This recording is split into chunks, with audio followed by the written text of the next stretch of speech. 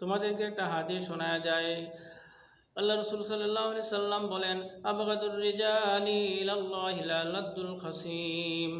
যারা ঝগড়া বিবাদ সৃষ্টি করে, যারা অন্যায়ভাবে মানুষকে কষ্ট দেয়, তারা কখনো জান্নাতে প্রবেশ করতে পারবে না।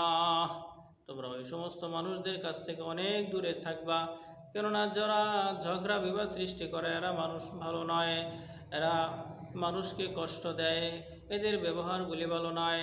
আল্লাহ রাসূল বলেন, তোমরা এমন মেজাজ দিয়া, এরম ব্যবহার দিয়া তোমরা কখনো জান্নাতে যাইতে পারবা না। আল্লাহ রাসূল সাল্লাল্লাহু আলাইহি সাল্লাম কত নম্র স্বভাবী লোক ছিলেন, যিনাকে সৃষ্টি না করলে আসমান জমিন চন্দ্র সূর্য পাহাড় পর্বত নদী নালা খাল বিল কোনো কিছুই সৃষ্টি হইতো না। ওনার ব্যবহার কেমন ছিল, ওনার জীবনী তোমরা পড়ো, ওনার জীবনী পড়লে তোমরা জানতে পারবা উনি কেমন মেজাজের মানুষ ছিলেন। উনি কিন্তু তোমার চাইতে চেহারা সুন্দর কম ছিল না, তোমার চাইতে দেখনিওয়ালা কম ছিল না। ওনারও ব্যবহার ছিল কত সুন্দর, আর তোমার ব্যবহার কেন এরকম, তোমার কথাবার্তার চাল কেন এরকম?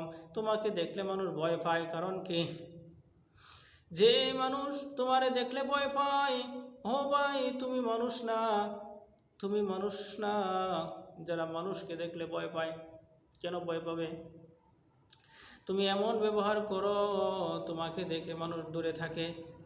এই জন্য বলছেন, এরকম অগ্র মেজাজি মানুষগুলি কখনো জান্নাতে যাইবে না, কঠিন হৃদয়ের মানুষগুলিও কখনো জান্নাতে যাবে না, যাদের ব্যবহারগুলি খারাপ তারাও কখনো জান্নাতে যাইবে না। তাহলে জান্নাতে যাবে কারা? জান্নাতে যাবে ওই সমস্ত মানুষগুলা যার হৃদয়টা কোমল থাকবে, নরম থাকবে। ওই নরম দিলওয়ালা মানুষগুলাই জান্নাতে যাবে, কেননা ওই নরম দিলওয়ালা মানুষগুলাই আল্লাহর বেশি ইবাদত করেছে, চোখের পানি বেশি জড়াইছে।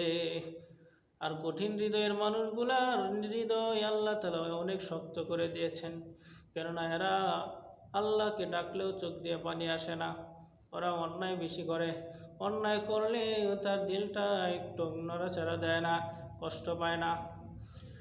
তুমি এমন কঠিন মেজাজি মানুষ, তুমি কেমনে জান্নাতের আশা করো?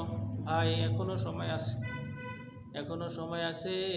ওই কঠিন মেজাজ ছেড়ে দিয়ে আল্লাহর পথে চলে আসো, কোরআন হাদিসের প্রতি চলে আসো, দেখবা তুমি শান্তিতে থাকতে পারবা। কেননা আল্লাহ তাআলা বলেন, আমি মানুষকে কষ্ট দিতে চাই না, আমি মানুষকে কষ্ট দিতে চাই না।